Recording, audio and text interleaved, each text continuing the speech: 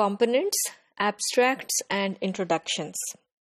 In long formal reports, you have to write an abstract to give your readers an overview of what to expect in the rest of the report.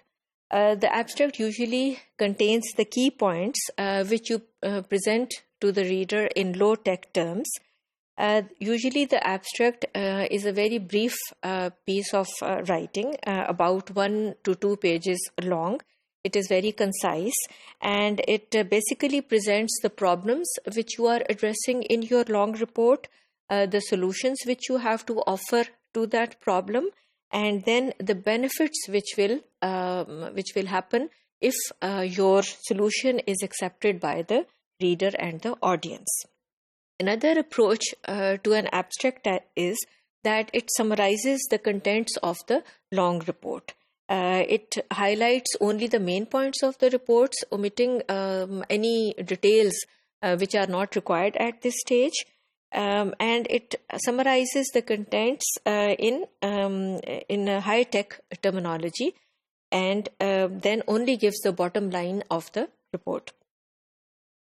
So since the content will differ in each report, so the abstract, it is difficult to say what should go into the abstract, but it might focus on the problem, something which is common to all reports, and then give a suggested solution to those problems, and then tell about what would be the benefits if those suggestions are implemented.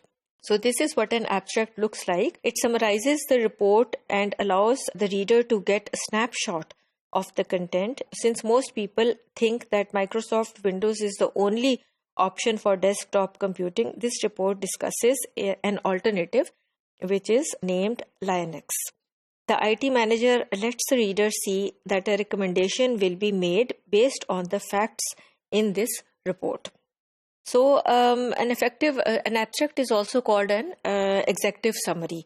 This can sometimes take the place of the abstract. It is a document which is very effective, and it is concise because it summarizes the main points of the report. It only includes the important details, the important statistics, and the information. And the purpose is not to avoid confusing the reader by giving only the important details. Also, it is limited in its length, although it is longer than the abstract, but it is longer. It can be like 3 to 4 pages. So it starts off with giving the purpose statement, which is an overview of and then an overview of the key points. The purpose statement can be said to be a topic sentence. It tells the reader in one sentence what the whole paragraph is composed of, followed by the overview of the key points. It informs the reader about any problem that will affect the outcome of the report. So this is what it looks like: purpose and scope of the report or proposal, stating the problem or need and your ability to improve the situation, research or methods used to develop your content, conclusions about your analysis, your qualifications, the project management plan, the total project budget, and the recommendations based upon the findings.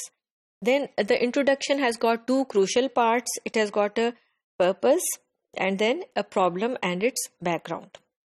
The purpose tells the readers in a few sentences why you are writing the report and what is the topic for which you are writing. The problem part of the introduction is a bit more detailed. It is composed of a purpose statement, and overall the problem is about 1 to 2 pages long. This is important for 2 reasons, because it highlights the importance of your report in the eyes of the reader, and it also establishes a context for the reader so that he can exactly place where your report lies and what is its important in the context. So this is what an introduction looks like. So you can see here that the purpose is given. It provides a background for the report, establishes and explains the context for the audience. So the introduction emphasizes the report's priority.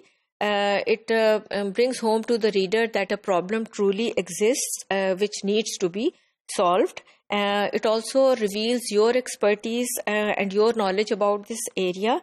and also recognizes that makes the reader recognize that there is an issue which needs to be solved, and the reader needs to trust you to solve it.